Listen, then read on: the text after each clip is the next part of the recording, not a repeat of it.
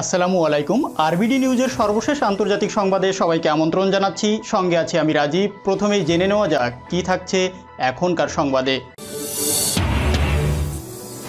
যুক্তরাষ্ট্রের সাথে সংঘাতের জন্য তৈরি হচ্ছে চীন।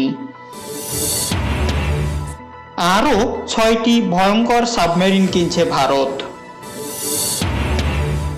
ইরানের পরমাণু কর্মসূচি সম্পর্কিত রিপোর্ট ফাঁসের নিন্দা করল রাশিয়া। এবং সর্বশেষ থাকছে ফ্রান্স শীঘ্রই ম্যাক্রোর থেকে মুক্ত পাবে বলছেন এরদোয়ান। এতক্ষণ প্রধান অংশগুলো শুনলেন, এখন বিস্তারিত। তবে তার আগে রিকোয়েস্ট থাকবে ভিডিওটিতে একটি লাইক দিয়ে সাথেই থাকুন। যুক্তরাষ্ট্রের সাথে সংঘাতের জন্য তৈরি হচ্ছে চীন। যুক্তরাষ্ট্রের নতুন সরকার ক্ষমতা নেওয়ার প্রাক্কালে যুক্তরাষ্ট্রের গোয়েন্দা প্রধান চীন নিয়ে তার এবং তার সংস্থার অবস্থান খোলাখুলি প্রকাশ করেছেন এবং বেইজিংয়ের বিরুদ্ধে স্পর্শকাতর বেশ কিছু অভিযোগ তুলে ধরেছেন। ওয়াল স্ট্রিট জার্নাল পত্রিকার দীর্ঘ এক লেখায় জন শার্লফ্লিক বলেছেন, দ্বিতীয় বিশ্বযুদ্ধের পর চীন গণতন্ত্র এবং স্বাধীনতার জন্য সবচেয়ে বড় হুমকি হিসাবে দেখা দিয়েছে। তিনি বলেন, যুক্তরাষ্ট্রের প্রযুক্তি চুরি করে চীন তাদের ক্ষমতা বাড়িয়ে চলেছে এবং বিশ্ব বাজার থেকে যুক্তরাষ্ট্রের কোম্পানিগুলোকে হাঁটিয়ে দিচ্ছে। এসব কথাতেই থেমে থাকেননি যুক্তরাষ্ট্রের জাতীয় গোয়েন্দা সংস্থার পরিচালক। তিনি বলেন, চীন এখন যুক্তরাষ্ট্রের সাথে সংঘাতের জন্য তৈরি হচ্ছে। চীনের এখন লক্ষ্য অর্থনৈতিক, সামরিক এবং প্রযুক্তিকে বিশ্বে তাদের প্রাধান্য প্রতিষ্ঠা করা। তাৎক্ষণিক প্রতিক্রিয়ায় চীন বলছে, শার্লফ্লিফের কথা মিথ্যার ফুলঝুরি। শুক্রবার অর্থাৎ ৩ ডিসেম্বর বেইজিংয়ে তাদের নিয়মিত সংবাদ সম্মেলনে চীনা পররাষ্ট্র মন্ত্রণালয়ের মুখপাত্র ওয়াং চুনইং বলেন, আমরা আশা করি মার্কিন রাজনৈতিকরা সত্যকে মর্যাদা দেবেন, ভুয়া সংবাদ তৈরি এবং বিক্রি বন্ধ করবেন, না হলে যুক্তরাষ্ট্রের বিশ্বাসযোগ্যতা আরও প্রশ্নবিদ্ধ হবে। মার্কিন গোয়েন্দা প্রধান জন শার্লফ্লিফ তার লেখায় বলেন, আমেরিকার প্রধান শত্রু এখন রাশিয়া নয় বরং চীন। তিনি বলেন, চীন যে অর্থনৈতিক গুপ্তচর বৃত্তিতে লিপ্ত রয়েছে তার লক্ষ্যই হচ্ছে চুরি, নকল এবং হুবহু পণ্য তৈরি। উদাহরণ হিসাবে তিনি বলেন, সম্প্রতি চীনা যে প্রতিষ্ঠানকে প্রযুক্তি চুরির জন্য দোষী সাব্যস্ত করা হয়েছে, তারা যখন সারা বিশ্বে উইন্ড টারবাইন বিক্রি করেছে, তখন চুরির শিকার মার্কিন কোম্পানি ব্যবসা হারিয়ে বহু শ্রমিক কর্মচারীকে চাকরিচ্যুত করতে বাধ্য হয়েছে। তিনি বলেন, প্রতি বছর যুক্তরাষ্ট্র থেকে $500 বিলিয়ন মূল্যের মেধাস্বত্ব চুরি হচ্ছে।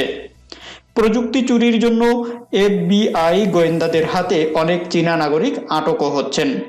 এমনকি হার্ভার্ড বিশ্ববিদ্যালয়ের রসায়ন বিভাগের প্রধান গ্রেপ্তার হওয়ার আগে পর্যন্ত চীনের কাছ থেকে মাসে $50,000 করে পাচ্ছিলেন। সামরিক শক্তি বাড়াতে চীন কতটা মরিয়া তা বলতে গিয়ে শার্লফ্লিফ আরও দাবি করেন যে আমেরিকার কাছে গোয়েন্দা এমন তথ্য রয়েছে যে চীন কৃত্রিমভাবে তাদের সৈন্যদের শারীরিক ও মানসিক ক্ষমতা বাড়াতে সৈন্যদের উপর সরাসরি পরীক্ষা চালাচ্ছে। শার্লফ্লিফ লিখেছেন, শুধু আমেরিকা নয়, অন্যান্য অনেক দেশই এখন চীনের কাছ থেকে চ্যালেঞ্জের মুখোমুখি হচ্ছেন। চীন বিশ্বাস করে বিশ্ব ব্যবস্থার শীর্ষে তাদের না থাকা ঐতিহাসিকভাবে ভুল এবং অন্যায়, আর সেই বাস্তবতা তারা বদলাতে চায়। এছাড়া তিনি বলেন, চীনারা যুক্তরাষ্ট্রের কংগ্রেস অর্থাৎ পার্লামেন্ট সদস্যদের ওপর প্রভাব বিস্তারের ব্যাপক চেষ্টা চালিয়ে যাচ্ছে। বড় বড় বাণিজ্যিক প্রতিষ্ঠানে শ্রমিক ইউনিয়নগুলোকে চীন প্রভাবিত করছে, যাতে তারা যেন চীনের ব্যাপারে নমনীয় অবস্থান নিতে স্থানীয় রাজনৈতিকদের ওপর চাপ সৃষ্টি করে। তিনি বলেন, কংগ্রেস সদস্যদের ওপর প্রভাব বিস্তারে চীনের চেষ্টা রাশিয়ার চেয়ে 6 গুণ এবং ইরানের চেয়ে 12 গুণ বেশি।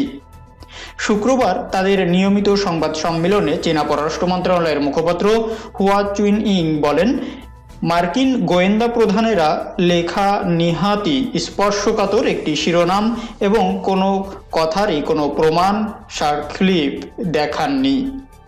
তিনি তার লেখা গদাখানেক মিথ্যার ফুলঝুরি, যা আগেও অনেকবার শোনা গেছে। চীনা মুখপাত্র বলেন, আমরা আশা করি মার্কিন রাজনীতিকরা সত্যকে মর্যাদা দেবেন, ভুয়া সংবাদ তৈরি এবং বিক্রি বন্ধ করবেন। রাজনৈতিক ভাইরাস এবং মিথ্যা ছড়িয়ে চীনা মার্কিন সম্পর্ক নষ্ট করার প্রয়াস বন্ধ করবেন। না হলে যুক্তরাষ্ট্রের বিশ্বাসযোগ্যতা আরও প্রশ্নবিদ্ধ হবে। বুধবার বেইজিংয়ের চীনা পররাষ্ট্র দপ্তরের ওই মুখপাত্র বলেছিলেন, চীনা একটি প্রবাদ রয়েছে যে মন যা বিশ্বাস করে চোখ সেটাই দেখে। আমরা আশা করি সবাইকে গুপ্তচর হিসাবে বিবেচনা করার মানসিকতা থেকে আমেরিকা বেরিয়ে আসবে। এছাড়া মার্কিন গোয়েন্দা প্রধানের লেখাটি প্রকাশিত হওয়ার পরপরই বৃহস্পতিবার যুক্তরাষ্ট্রের চীনা দূতাবাসের একজন মুখপাত্র বার্তা সংস্থা রয়টার্সকে বলেন, মিস্টার শার্টক্লিফের লেখায় বোঝা যায় যে এখনও যুক্তরাষ্ট্রে কিছু মানুষের মধ্যে শীতল যুদ্ধকালীন মানসিকতা এবং আদর্শিক পক্ষপাত দুষ্টতা কতটা শক্ত। প্রেসিডেন্ট ট্রাম্প গত কয়েক বছর ধরে নানা ক্ষেত্রে চীনকে কোণঠাসা করতে একের পর এক ব্যবস্থা নিয়েছেন। চীনও অবশ্য পাল্টা জবাব দিয়েছে। দুই দেশই একে অন্যের আমদানি পণ্যের উপর শত শত কোটি ডলারের বাড়তি শুল্ক বসিয়েছে। বেশ কতকগুলো চীনা প্রযুক্তির ওপর নিষেধাজ্ঞা আরোপও করেছে যুক্তরাষ্ট্র।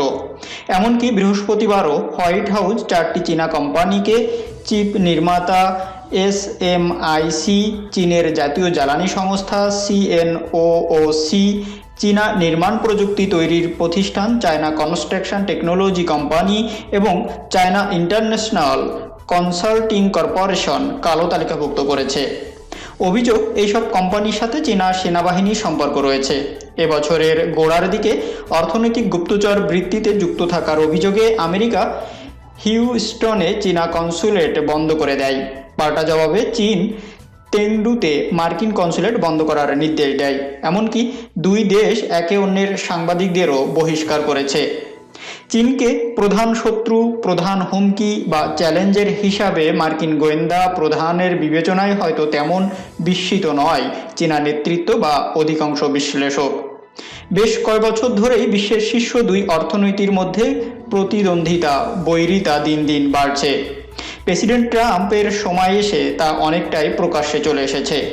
বেইজিং ভিত্তিক গবেষণা সংস্থা centre for China and globalisation এর প্রেসিডেন্ট ওয়াং হুইওয়ের মতে 1979 সালে দুই দেশের মধ্যে পুরো মাত্রায় কূটনৈতিক সম্পর্ক প্রতিষ্ঠার পর পারস্পরিক অবিশ্বাস এত খারাপ কখনো হয়নি। যুক্তরাষ্ট্র ভিত্তিক বেসরকারি সংস্থা এশিয়া সোসাইটি মার্কিন চীন সেন্টারের পরিচালক অরভিল শেল সম্প্রতি বিজনেস ইনসাইডার পত্রিকাকে বলেন, আমরা একটি শীতল যুদ্ধের দ্বার প্রান্তে। সম্প্রতি কুয়ালালামপুরের মালয় বিশ্ববিদ্যালয় ইনস্টিটিউট অফ চায়নার অধ্যাপক ডক্টর সৈয়দ মাহমুদ আলী বলেন, অনেকদিন ধরেই চীনকে আমেরিকা তাদের প্রভাব প্রতিপত্তির প্রতি প্রধান হুমকি হিসাবে বিবেচনা করছে। ডক্টর আলী বলেন, সোভিয়েত ইউনিয়নের পতনের পর 1992 সালে যুক্তরাষ্ট্র তাদের যে জাতীয় নিরাপত্তা কৌশল নেয় তাতে পরিষ্কার বলা আছে যে আর কোনো দিনই বিশ্বের কোথাও তারা এমন কোনো শক্তিকে মাথাচাড়া দিতে দেবে না যারা আমেরিকাকে চ্যালেঞ্জ করতে পারে। তিনি বলেন, অনেকদিন ধরেই চীনকে তারা ভবিষ্যতে সেই ধরনের একটি চ্যালেঞ্জ মনে করছে। যুক্তরাষ্ট্রের নিরাপত্তা বিষয়ক সরকারি সমস্ত নথিপত্র, দলিলে তা স্পষ্টভাবে প্রতিফলিত হচ্ছে। ডক্টর আলী মনে করেন, শুধু ট্রাম্প প্রশাসন সুযোগ পেলেই চীনকে ঘায়েল করার বিষয়ে আমেরিকার রাজনৈতিক অঙ্গনে এবং প্রতিষ্ঠানগুলোর মধ্যে এক ধরনের ঐক্যমত্য রয়েছে। তিনি বলেন, চীনের প্রতি বৈরিতা আমেরিকা শুধু নথিপত্রের ভিতরে সীমাবদ্ধ না রেখে বেশ কিছুদিন ধরেই কার্যকারী করতে শুরু করেছে। যেমন তিনি বলেন, চীনের প্রতিবেশী কয়েকটি দেশের সাথে যেমন ভারত, জাপান, ভিয়েতনাম বা সামরিক ও কৌশলগত সম্পর্ক জোরদার করেছে যুক্তরাষ্ট্র। এইসব দেশগুলোর সাথে যৌথ সামরিক মহড়া করেছে। যেসব WTO ও WH এর মতো যেসব আন্তর্জাতিক প্রতিষ্ঠানে চীনের প্রভাব রয়েছে সেগুলোর সুবিধা চীন নিচ্ছে, সেগুলোকে খাটো করার চেষ্টা করা হচ্ছে।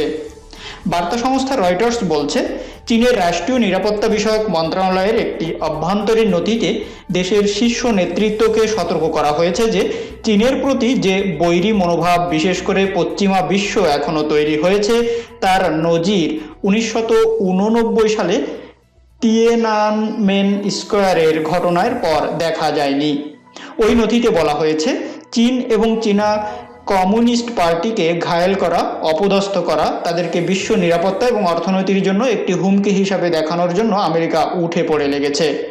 জো বাইডেন, যিনি জানুয়ারিতে যুক্তরাষ্ট্রের প্রেসিডেন্ট হিসাবে শপথ নেবেন, চীনকে মোকাবেলায় প্রেসিডেন্ট ট্রাম্পের নীতি প্রধানত অনুসরণ করবেন বলে ধারণা করা হচ্ছে। কিন্তু তিনি এই লড়াইতে মিত্রদের আরও ঘনিষ্ঠভাবে পাশে রাখতে চাইবেন।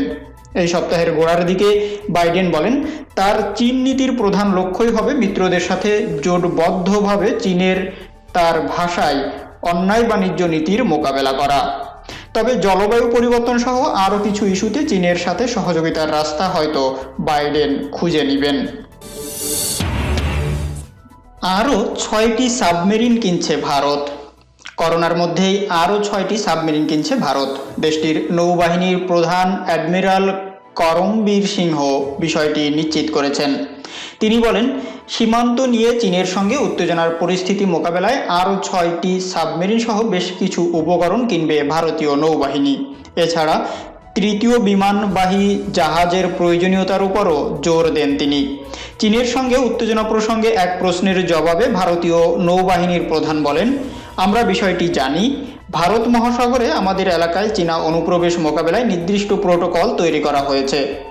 পাশাপাশি আমাদের লড়াইয়ের ক্ষমতা বাড়ানোরও চেষ্টা করা হচ্ছে। করমবীর জানান, কিছু দিনের মধ্যেই মেরিটাইম থিয়েটার কমান্ডো তৈরির কথা ভাবছে নৌবাহিনী। এতে সশস্ত্র বাহিনীর 3 শাখার মধ্যে সমুদ্রপথে যৌথ পরিকল্পনার মাধ্যমে কাজ করার সুযোগ বাড়বে। ভারত ও প্রশান্ত মহাসাগরীয় অঞ্চলে চীনের আগ্রাসী নীতির মোকাবেলায় জোট গড়েছে ভারত, আমেরিকা, অস্ট্রেলিয়া ও জাপান। ইরানের পরমাণু কর্মসূচি সম্পর্কিত রিপোর্ট ফাঁসের নিন্দা করল রাশিয়া। ইসলামী প্রজাতন্ত্র ইরানের পরমাণু কর্মসূচি সম্পর্কিত আন্তর্জাতিক আণবিক শক্তি সংস্থা বা আইইএ এর রিপোর্ট ফাঁসের নিন্দা জানিয়েছে রাশিয়া। আইইএতে নিযুক্ত রুশ রাষ্ট্রদূত মিখাইল উলিয়ানভ শুক্রবার তার টুইট পেজে দেওয়া এক পোস্টে বলেছেন, আবারও ইরানের পরমাণু কর্মসূচি সম্পর্কিত আইইএ এর একটি গোপন রিপোর্ট গণমাধ্যমের কাছে প্রকাশিত হয়ে পড়েছে, যা বোর্ড অব গভর্নর্সের কাছে বিতরণ করা হয়েছিল। উইলিয়ানভ আরও বলেন, এই রিপোর্ট ফাঁস হওয়ার পরপরই ইরানের রাষ্ট্রদূত তার টুইট অ্যাকাউন্টে প্রতিক্রিয়া ব্যক্ত করে এই ধরনের রিপোর্ট গোপনীয়তা রক্ষার কৌশল জোরদার করার পরামর্শ দিয়েছেন। এটি খুব ভালো ধারণা, কিন্তু তা কি কার্যকর হবে? এর আগে আইইএতে নিযুক্ত ইরানের স্থায়ী প্রতিনিধি কাজেম গরিবাবাদী এক টুইট বার্তায় বলেন, বোর্ড অব গভর্নর্সের সদস্যরা ইরানের পরমাণু কর্মসূচি সংক্রান্ত রিপোর্ট হাতে পাওয়ার আগেই গণমাধ্যমে প্রকাশ হয়েছে। এটি আন্তর্জাতিক এই সংস্থার দায়িত্বশীলতার মোটেই পরিচয় বহন করে না। এই সংস্থাকে অবশ্যই তথ্যের গোপনীয়তা রক্ষায় নিশ্চয়তা দিতে হবে। ফ্রান্স শীঘ্রই ম্যাক্রন থেকে মুক্তি পাবে, এরদোয়ানের আশা। তুরস্কের প্রেসিডেন্ট রজব তাইপ এরদোয়ান বলেছেন, তিনি আশা করছেন শীঘ্রই ফ্রান্স ইমানুয়েল ম্যাক্রনের মতো নেতা থেকে মুক্ত পাবে। ফরাসি প্রেসিডেন্টের বিরুদ্ধে এটাই হচ্ছে এরদোয়ানের এই যাবৎকালে সবচেয়ে কড়া মন্তব্য। তুর্কি প্রেসিডেন্ট বলেন, ম্যাক্রন হচ্ছেন ফ্রান্সের জন্য একটি বোঝা। প্রকৃতপক্ষে ফ্রান্স এবং ম্যাক্রন একটি বিপজ্জনক সময়ের মধ্য দিয়ে যাচ্ছেন। আমি আশা করছি যত তাড়াতাড়ি সম্ভব ফ্রান্স ম্যাক্রন থেকে মুক্তি পাবে। শুক্রবার ইস্তাম্বুলে সাংবাদিকদের এইসব কথা বলেন এরদোয়ান। পূর্ব ভূমধ্যসাগরের সীমানা নিয়ে গ্রিসের সঙ্গে যে দ্বন্দ্ব রয়েছে, তুরস্কের সেই ইস্যুতে ফ্রান্স গ্রিসের পক্ষ নিয়ে তুরস্কের সঙ্গে বিতর্কে জড়িয়ে পড়েছে। এমনকি এই বিষয়ে তুরস্কের শক্তি প্রদর্শনের জন্য গ্রিসের সঙ্গে যৌথ সামরিক মহড়াও চালিয়েছে ফ্রান্স। এছাড়া ফ্রান্সের সঙ্গে তুরস্কের আরও বেশ কিছু ইস্যুতে মারাত্মক দ্বন্দ্ব রয়েছে। এরই মধ্যে নাগোর্নো কারাবাখ সংঘাতের বিষয়টিও রয়েছে।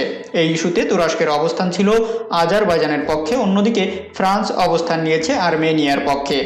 এছাড়া সম্প্রতি ফ্রান্সে হজরত মুহাম্মদ সাল্লাল্লাহু আলাইহি সাল্লামের অবমাননাকর কার্টুন প্রকাশের ঘটনায়ও এরদোয়ানের সঙ্গে ফরাসি প্রেসিডেন্টের বাকবিতণ্ডা হয়েছে। সে সময় এরদোয়ান বলেছিলেন, ম্যাক্রনের মানসিক চিকিৎসা প্রয়োজন।